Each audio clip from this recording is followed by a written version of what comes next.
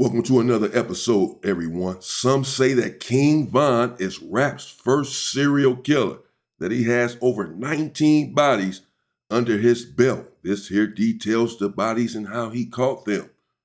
Others say that King Von was a peaceful, loving man and would not hurt a fly. What is the truth? Did he really unalive all of these people? Let's get right into it and find out. King Von was evil. Man, they just came and said the man killed 4 people. And he bragged about it. He never showed no remorse for his murder. So, what happened? You're gonna go to jail for battering to a police officer. Why it? Me? Well, and you also. I got everything. Well, thank you very much. We'll take it I've been then. cuffed since I was in the cops. If I go home, it's Valentine's Day. The stories of the ghost of O-Block have come to haunt rappers and the entire rap industry today. Wherever King Von's name is mentioned, not everyone thinks of his tracks, Crazy Story, or Tooka to the O. The mention of his name makes rappers quiver and grown men shudder, but not everyone knows why the ghost of O-Block has this effect. Some insider sources who have encountered the ghost of O-Block on the streets of Chicago have agreed to share their experiences about how he has haunted the streets of Chicago. On 6400 South King Drive, Chicago, lies the most dangerous block that has come to be known as O-Block, including the Black Disciples and the Gangsta Disciples. O-Block has become a major name in the rap industry through the influence of rapper Davon Bennett, aka King Von. Where you from? 64th and King Drive, Chicago. Illinois, Parkway Gardens. Wick City, Toontown, Kettle World, Sheroy Squad, Whitey Gang, Muda Gang, Stretch Gang, City of Eck, and Get It Back Gang are some of the names the infamous O-Block has been called over time, but not many know the true history of how O-Block got its name and status. We decided to find out which block in Chicago has the most shootings, and we discovered it wasn't in Inglewood or the West Side. It is actually the 6400 block of South Martin Luther King Drive, on the edge of the Woodlawn community. Officially known on every block as Parkway Gardens, located on the 6400 block of South King Drive, the block became home of some of the deadliest gangsters affiliated with the Black Disciples set in Chicago. The low-income apartment complex sits on one side of the 64th Street, with a string of businesses, including an AutoZone, a food mart, and the Chicago Crusader newspaper crowding the other end. They make it seem like we just so bad, so dangerous. They make it seem like we monsters. We just like normal people. We just be chilling, really. Look, put them over there laughing around, playing. A regular day on the streets of O-Block sees young men affiliated with gangs hanging on street benches and crawling in the shadows of street corners, staring down strangers as they walk by. Kids' toys are left in the gardens unattended as mothers hurry down the street and pour their kids into the safety of their homes. Hundreds of security cameras are mounted on every corner of the street, turning to oversee the streets, but none of these cameras have been able to provide evidence for the gang killings that happen on O-Block. It's dangerous out here, man. If you ain't from here, don't come here. Please don't. It's real. It's hectic. 19 people were shot on that block. It's like decent, but it's like you just gotta like watch out, you know. Do you guys feel like all the violent shit is overhyped in the media? Yeah, overhyped for real. Behind all that. I remember seeing this piece of this documentary that this white guy here is doing over there. Look how young these individuals are. Look how young that young boy was that he was just talking to, standing right there. Very young, but it's very violent out there. They have a lot of gang beef, and it goes up nonstop out there, and they avenge deaths. They vandalized murals. Someone vandalized King Von's mural and ended up shot 13 times a few days later. I mean, it is very hectic out there. Violence is fun to say. So it's not nearly as bad as it is in real life? They think they shoot every day. They shoot like once a month. They don't shoot every day. They don't shoot every day. Parkway Gardens got its name, O-Block, after 20-year-old Odie Perry, who lived on the block, was assassinated on the streets of Chicago. His killer, 17-year-old Jakira Barnes, a.k.a. K.I., a member of the rival street 63rd, who was known as the deadliest hitter on her block. K.I. took out Odie Perry as a retaliation for the assassination of her friend, Shondell Tooka Gregory, who was taken out by Odie Perry. The year 2010 marked the beginning of the unending gang wars between 63rd and 64th Street that have claimed hundreds of lives in the past decade. And it all began after a kid named Wooski, who lived on 64th Street, decided to be a member of the Gangsta Disciples on the 63rd block, the rivals to the 64th Street Black Disciples. Insiders have revealed that Wooski was encouraged to join the Black Disciples, the gang that was present where he lived, but Wooski refused. Wolfie, how you coming? You back? Is you back though? How you know? You been eating all your? No, it's okay. It's okay. You been eating all your? You been eating your vegetables, fuck? Yeah, next question. You know I'm happy to eat that shit. How you coming though, fuck? You finna get on the outskirts or you finna control your city, fuck? No, I'm on straight shit today. Wooski didn't want to be BD. He stayed hanging with him. GDs on 63rd, and the big guys didn't like that because they thought he ran the BDs out to the GDs. Wooski's failure to be a member of the Black Disciples subjected him to constant bullying and ridicule from the gang members on 64th Street until one fateful day when Wooski pulled the trigger on a member of the Black Disciples, Breezy. We was in a crazy fist fight back then. The boys from O Block attacked us from 63rd, and Wooski took out Breezy. It's crazy as hell. The BDs was looking out for any GDs they could pop their guns at. But not before subscribing to this channel. They stayed updated on every move their ops made by turning on their post notifications to this channel for all updates on rappers and their gang beef. The assassination of Reezy in 2010 sparked a huge gang war between both streets, with several gang sets from other streets in Chicago joining the war. Such sets like Gyro City, Taekwon World, 600, and Front Street. But when they couldn't take out Wooski, they began eliminating members of the Gangsta Disciples who lived on 63rd Street. It was at this time Odie Perry put out the hit on Tooka. Man, we were still kids when Tooka passed away. He didn't have nothing to do with these street activities, man. Kid was just standing at a bus stop when Odie showed up and popped. At about 6:45 p.m. Yeah, it's about to get deep, man. And this is what they do. They going back and forth, as I said. They're putting out hits on one another. I heard about that female K.I. And she was, like he said, the #1 shooter on her block. She was a beast out there. Multiple bodies, but supposedly King Von finished her off. After their beef going back and forth, multiple shootouts and all that. I'm going to get into that, man. That shit was crazy. This stuff is crazy right here. On January 12, 2011, just a few months after the gang wars began, 13-year-old Shondell Gregory Tooka, an alleged member of the Gangsta Disciples on 63rd Street, was assassinated. At a bus stop where he stood, it was believed that Odie Perry carried out this attack on Tooka's life. What's up? So I am in Inglewood on the corner of St. Lawrence and 63rd Street. I'm at the bus stop where on January 12, 2011, a young man by the name of Shondell Gregory, better known on the street as Tooka, a member of the Gangsta Disciples, was shot and killed. He was standing at this very bus stop when some enemies came up and just shot him. I believe he died on the way to the hospital. According to police reports, Tooka and two other people were waiting for a westbound 63rd Street bus when the gunman walked up and asked everyone if another bus was coming. He then walked behind the bus shelter, pulled a silver handgun, and pulled the trigger at Tooka. Tooka staggered to a nearby trash can after the first hit, but that didn't stop Odie from firing at him. He hit him 3 more times in the back before leaving Tooka, who passed away on the scene. Everyone on 63rd was mad pissed after Tooka was taken out. He was only a kid. He didn't need to go out like that. After Tooka's assassination, a series of revenge killings happened between the two blocks until Jakira Barnes took out Odie Perry, the young man responsible for Tooka's passing. At about 11:30 on August 10th, 2011, the day which happened to be Tooka's posthumous birthday, Jakira Barnes allegedly took out Odie Perry near the Parkway Gardens homes at 64th Street after he sustained a gun wound to the neck. Yeah, we out here, man. Pop it out of you, little Kenny. And the G, boy, you hear me? And Vontae user, boy, you was not with it on Tooka, boy. Your ass is a lame, boy. What did you come from, boy? Your ass is goofy, talking about some Chris with a little Chris, boy. And the G. That boy. I don't know, man. The word on the street was K.I. pulled the trigger on Odie. K.I. was bad as hell, man. He was gangster. All throughout 63rd Street, K.I. was praised for assassinating Odie Perry. But while they celebrated, Odie Perry's passing was heartbreaking for the Black Disciples on 64th Street. In a bid to honor Odie Perry as their fallen disciple, the Parkway Gardens on 64th Street was named O Block after Odie Perry. She was also seen as quote-unquote a killer of many people, but she was also linked to the death of OD. If you don't know, OD got killed, and that's how O Block was formed.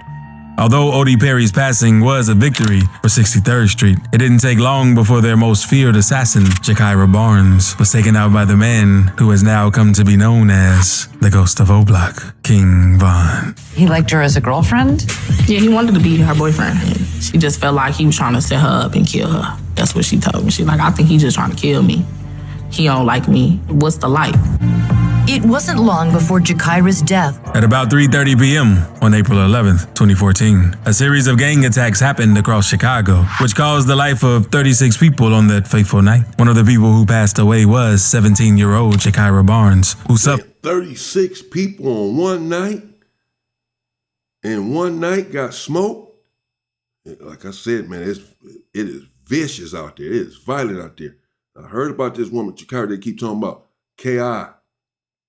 And as I said, King Von supposed to have took her out, so that's how O-Block was formed, ODM Perry. Taken out by her, according to what we're listening to, and they named their hood, their block, after this individual. That's how powerful and loved and respected he was. But she's supposed to be the one that took him out. She was 17 years old at the time, the most fierce shooter on her block. Wow. approximately 9 gun wounds before she passed. Jakira Barnes died last month in April. She was 17 years old. She was killed in the Woodlawn neighborhood in a shooting, and she was shot multiple times. And so the police thought that she was targeted, that she was assassinated, essentially. Years after Jakira was assassinated, the police authorities released court documents that King Von was, in fact, the person who pulled the trigger on that fateful evening on April 11th, 2014. But for whatever reason, it never made it to court, okay? But if you read the actual document that came up in this Freedom of Information Act uncovering, it basically says that, hey, the person who allegedly killed her was Davon Bennett, aka King Von. The deadliest shooter on O-Block, O-Block's most feared gangster, and grandson are some of the names that have been used to refer to the rapper King Von. Growing up on the streets of O-Block, King Von wasn't like every other regular gangster. He had a pretty decent childhood and didn't have a lot of money problems. It was decent for me. Let me say it like that. It was regular for me, like, you know, because I grew up here and it's, but when I look at other people, so I'm moving around, I see how other people growing up and how their life is. Like, so it'd probably be hard for them. It ain't the same as I see everybody else. But to me, it's regular. My mom was there, you know, no daddy, stepdad, something. You know, regular, going to school. Ain't a lot of money, but, you know, still got little shoes and clothes, but ain't too much. But all that changed after King Von lost his father to gang violence at 11. In no time, King Von found himself dabbling in different criminal gang activities. Me growing up, when I got in trouble early, 15 years old, like that, so I ain't never been grown until like right now, because I've been in jail. All the times where it really counted, like, you know, like I ain't graduate high school, and all that. So when it was time for me to step up, I was already in jail. I was already in trouble. Street activity. At only 16 years old in 2010, King Von was arrested for the first time on robbery charges in Chicago. The rapper, who was only a teenager then, was taken to juvenile boot camp after his arrest. But he had the charges against him dropped. But that was only the beginning of the lengthy criminal record that awaited the rapper in his future life. They locked me up for a robbery, armed robbery and an armed contract. This is something you were able to beat back then? Right, they dropped the charges. They dropped most of them and let me go for boot camp. I was too young to even know what's going on. I just wanted to get out of jail, so give me boot camp. I took that, got out. But that was your first run-in? Yeah, that was the first. You've had other run-ins since then? Yeah. What were some of the other things you ended up getting in trouble for? By 2012, King Von's arrested charges toppled, and he found himself locked up for unlawful firearm possession. On November 21st, 2012, King Von, who had just turned 18, was arrested as an adult with a bond set at $75,000. King Von continued to get in trouble until he caught his biggest charge after taking out Malcolm Stuckey during a gang hit in 2014. On May 29th, 2014, King Von was at a party at 5722 South LaSalle Street, a 2-story house divided into 3 apartments, situated a couple of blocks east of Interstate 94. This location was only 3 miles straight west of the Museum of Science and Industry, where a certain Malcolm Stuckey worked. Stuckey had also been invited to this party, where King Von, alongside other members of the Black Disciples, was in attendance. According to the host of the party, Laminda Jones, King Von, who had been there long before Stuckey arrived, had started trouble with some rival gang members who he met at the party. Davon came to my son's birthday party on that day. I knew how he moved. We all know how these kids on these streets move. But we parents can't really do anything. But when I saw him staring down the kids from the other block, I said to him, "Don't start no mess in my house." And he laughed as he said to me, "I'm not on that." After saying that to me, he smiled and left the party. I didn't even know when he returned. All hell broke loose after King Von returned to the party as he showed up with a Smith & Wesson. Just as King Von returned, Malcolm Stuckey drove into the location in a burgundy Pontiac Grand Prix, and this was where his fate crossed with the ghost of O'Block. King Von and his associate, Michael Wade, showed up at a basketball court just across the street from the party, where Stuckey and some partygoers were playing a game before returning to the house to eat the food Laminda Jones was preparing. We were on the court playing a game of b-ball when 2 men pulled up from the alley behind the house. It all happened in a flash. You know, Malcolm just stepped aside to smoke a cigar, and the next we heard was... The rivals who King Von had spotted at the party earlier saw him first and decided to open fire on him and Michael Wade. Von opened fire on his rival and chased him down LaSalle Street where the party was going on, and the crowd saw what had gone down. At the time King Von and Wade realized what happened, Stuckey had been gravely wounded in the crossfire, and another man had been injured in the foot. Stuckey passed away on the spot while still dressed in his work uniform. It was the murder of Malcolm Stuckey that landed King Von in jail, where he served his sentence of 3.5 years. I got charged with it when I was 19, 2014. When I was 19 years old, and they let me out when I was 23. He served 3.5 years for they probably must have got him for manslaughter then, not murder, serving 3.5 years. But the list goes on. Legend has it, King Von was involved in a lot of violence, a lot of shootings, a lot of killings. Gonna get into the details of this and see if this stuff is true or not about this man. He's no longer here to defend himself, but they're putting this sort of information out about him, that he was a serial killer. Let me know what y'all think in the comments. Is there any truth to this or not? So you were locked up for 3-4 years. At that time, 3.5 years. But before that, I was locked up for 15 months. And then before that, 14 months. Just really my whole teenage year.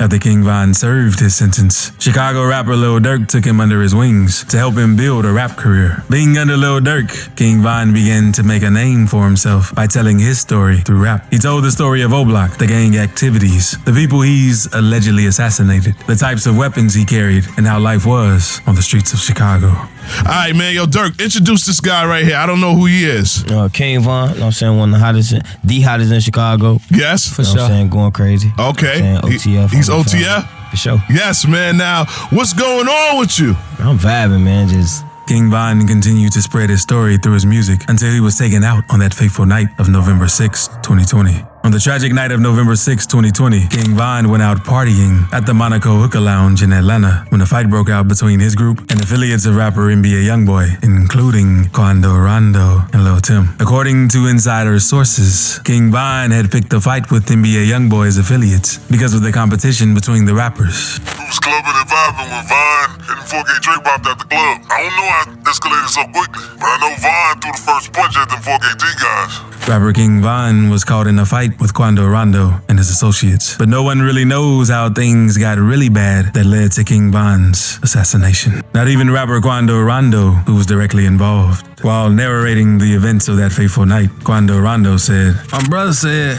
Tim told me, Lil bruh, I'm not about to let you sit in no car and go to sleep." Quando explains, "I'm about to sit in here and roll up." But the two brothers had no idea how the night was going to play out for them. The insider sources believe that King Von only attacked the 4KT guys because of their affiliation with rapper NBA Youngboy. An interview of King Von barely 24 hours before he was assassinated was proof that the rapper did in fact have issues with NBA Youngboy. On November 5th, 2020, just a day before the tragic passing of King Von, he sat for an interview with DJ Academics where he revealed the true status of his relationship with 4K Trey rapper NBA Youngboy. Although King Von claimed he didn't have any issues with NBA Youngboy, he also also said that their issues would only relate to women and internet speculation among their fans. You know what people told me? People told me you and Youngboy was beefing or something like that. You said something about what happened, Von? What's going on with you, man? They be saying that a lot. It's like we got the same interests, and then you know how the internet will try to make it. Don't tell me I got problems over girls. No, it's the internet, gang. It's the you know, they'll try to make it like that because it's the internet. You see what I'm saying? And then you know how females will try to make it like that. It remains a mystery whether King Von was being truthful with DJ Academics at the time, as further investigations have shown that King Von has previously called out NBA Youngboy for his lyrics. While listening to NBA Youngboy's track Play With Us on Instagram Live, King... That's crazy. And that was the day, he had that interview with DJ Academics the day before he got killed. Yeah, that's crazy, man. Was heard saying in a singy-song way, "You got cap in your raps." King Von's passing was a hard pill for his family and friends, mostly O-Block and OTF members. Many of them shared their grief over his loss on social media, including OTF leader Lil Durk. Lil Durk found out about King Von's passing while on an Instagram Live video. Fans began making comments about the fight at the club and about how King Von passed away. Durk immediately left the Instagram Live video, and the next time he was heard from, he posted a tribute to King Von on his Instagram page. While posting a picture of King Von on his Instagram page, Lil Durk wrote in the post captions, "A twin gone. I love you, baby bro. D-Roy." After King Von passed away, the people of O-Block showed their love for him by creating a mural of the rapper on the walls of O-Block. Rapper King Von lives on in this mural across from Parkway Gardens in Woodlawn, where he grew up. Around his neck, there's an O-Block chain, a nickname for this neighborhood, and the name of the album released shortly before his murder in Atlanta last year. Even after the passing of Lil Durk, NBA Youngboy did not address the situation with King Von. He only went on to diss King Von on his track, Bring the Hook, where he rapped, "O-Block pack get rolled up, murder what they told us, Atlanta boy get folded up." The lyrics of NBA Youngboy's track caught the attention of gangsters and members of O-Block, who shared a video showing them reacting to NBA Youngboy's song, Bring the Hook. I believe got everyone on the block mad pissed, man. Why you gonna talk about Von like that? Ain't nobody gonna speak disrespect on Von's name. The O-Block reaction clips showed several people gathered on the streets of O-Block, with King Von's track playing in the background, while they burned flags and clothes colored green. The color green is significant to rapper NBA Youngboy. Rapper Lil Durk also shared a reaction to NBA Youngboy's diss track after he came across it. Lil Durk shared a picture of himself sitting next to a canvas of King Von from his Welcome to O-Block album. Lil Durk wrote in the caption of the post, "Don't claim it if you ain't do it. You still a..." Lil Durk has continued to face backlash from fans of King Von, who have accused him of not avenging the death of the ghost of O-Block. Lil Durk. Wow. Okay, there you have it, man. Lil Durk, excuse me, King Von. But that sort of left me wanting more. I've seen some more detail, way more detail on Lil Von's alleged violent ways. Let me get into that, man. And I want to get into the KI story. It's a lot deeper than this right here. But there it is, man. Let me know what y'all think in the comments. Are they putting this sort of stuff out on King Von, accusing him of being a serial killer because he's passed away and he's not here to defend himself? Or is there some truth to this? How would y'all know? But let me know in the comments. Stay safe and stay free, people.